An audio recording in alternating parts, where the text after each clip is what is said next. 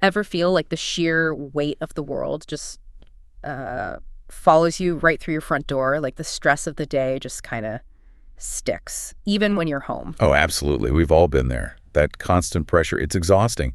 And sometimes, yeah, the one place that should be a refuge feels just as overwhelming. Exactly. But what if your home could be different? What if, it could actively work for you, become a real sanctuary from all that stress? Okay, I like the sound of that. That's the really exciting potential we found looking through the sources you shared. We've done a pretty deep dive here, pulling insights from, well, everything from design psychology to practical well-being stuff. And our mission with this deep dive, really zeroing in on what you brought to the table, is to pull out the most powerful, the most actionable strategies. We're not talking huge overhauls here. No, not at all. We're looking for those simple, maybe even subtle changes you can make right where you live. Changes that promise, real relief, real rejuvenation. Think of it like finding the blueprint for your own little peace haven. Okay, so let's start with that fundamental connection. Your home, your stress levels, and you. It's definitely true that stress is, well, it's just part of modern life, isn't it? For most of us, anyway. Seems unavoidable sometimes. But when you don't have that reliable place to retreat, somewhere to actually recharge, that pressure just keeps building and building. It has nowhere to go. Right.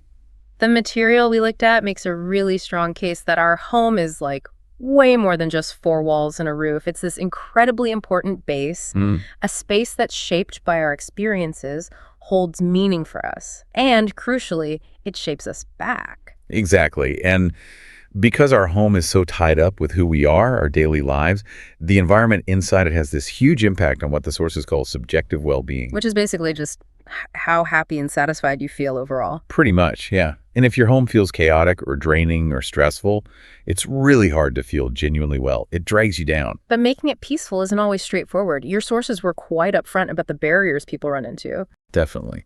Things like conflict in the household, maybe financial stress that just hangs in the air. Unsafe conditions even, or feeling totally cramped and overcrowded. Lack of privacy is a big one too. Yeah, or constant noise, technology intrusions, even just feeling isolated within your own home. All these things can turn it from a refuge into another source of stress. And clutter, that came up again and again, didn't it? Constantly. Clearly a major barrier. But what's powerful about the material you provided is the focus on why dealing with these things matters so much, making your home more peaceful. It's not presented as some kind of luxury. No, it's framed as a simple, really effective strategy for managing stress. It gives you that essential, soothing place to just return, reset, recover. And there's this really interesting point about energy. The idea that the energy and time you put into creating a peaceful home isn't just spent, it's invested. Right, it comes back to you. Like you save mental energy, physical energy. You actually reduce stress down the line because you put that effort in up front. So let's zero in on that clutter point you mentioned. Because, wow, the sources really dedicate some time to it. It often gets brushed off as just being messy, but the material talks about these hidden costs. Oh, it's way more than just messy. Think about the time drain, right? Always looking for things, cleaning around piles, moving stuff just so you can, I don't know, sit down. Totally. And the energy drain, too. That visual chaos is genuinely overwhelming. It's like a constant nagging to-do list in your peripheral vision. Yeah. And it hits your wallet, too, buying duplicates because you can't find the original, maybe even paying for storage. Psychologically, the impact is huge. Living surrounded by clutter can make you feel perpetually disorganized, kind of chaotic inside. As the sources point out, it genuinely takes a toll on that subjective well-being.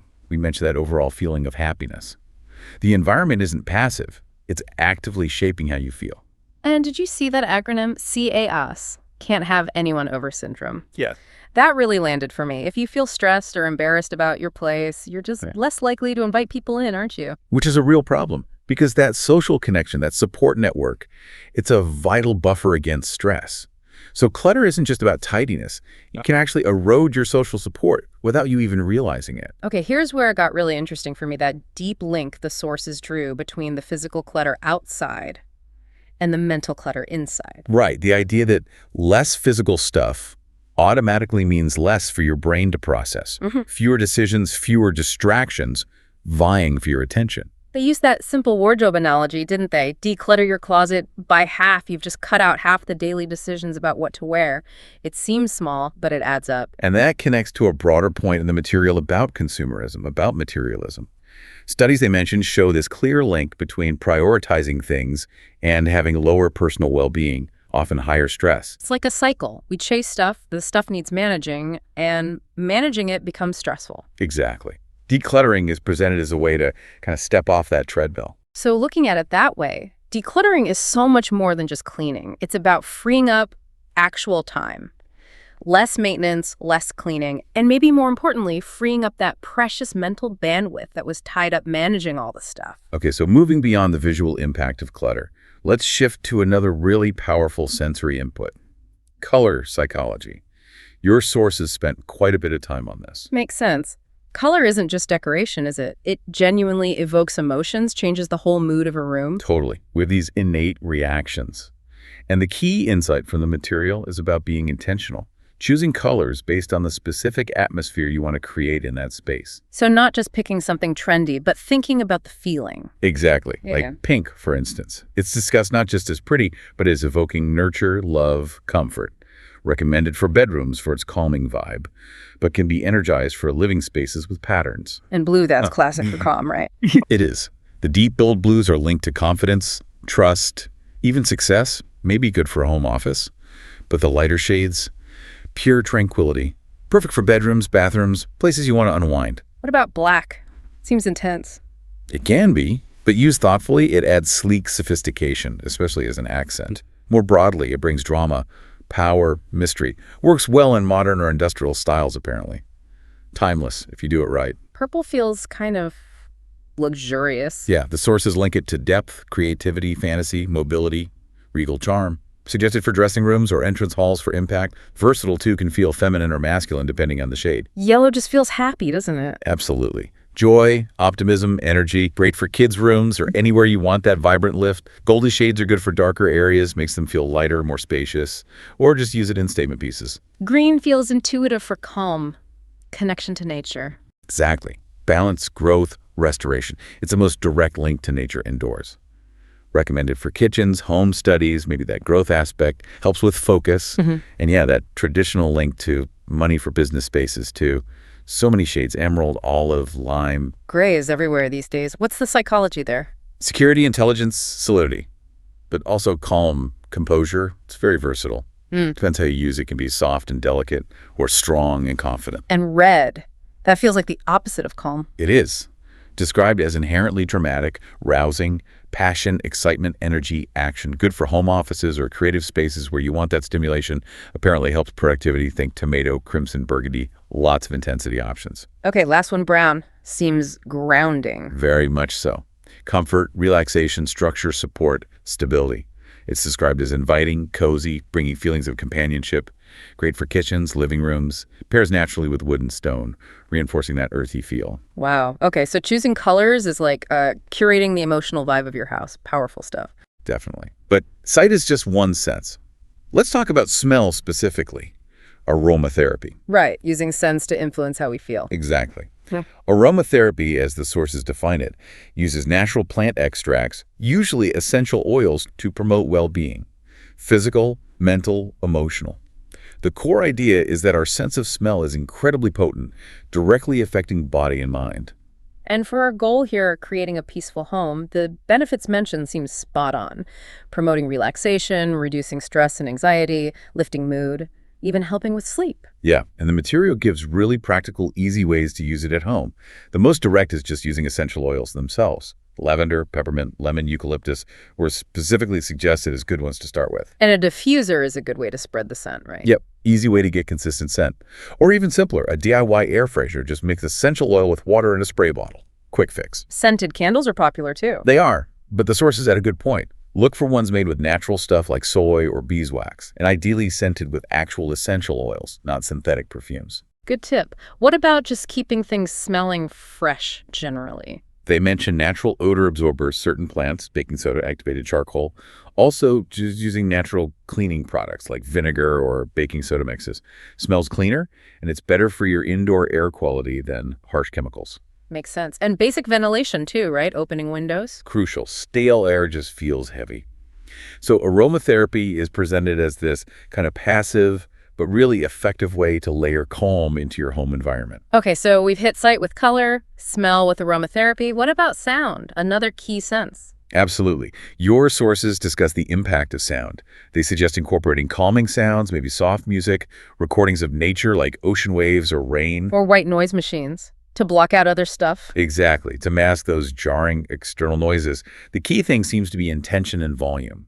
You want a soothing background buffer, not another complex sound demanding attention. Keep it low. It's support, not the main event. Okay. And very related to that peaceful atmosphere is bringing nature indoors. Yes, adding indoor plants comes up explicitly.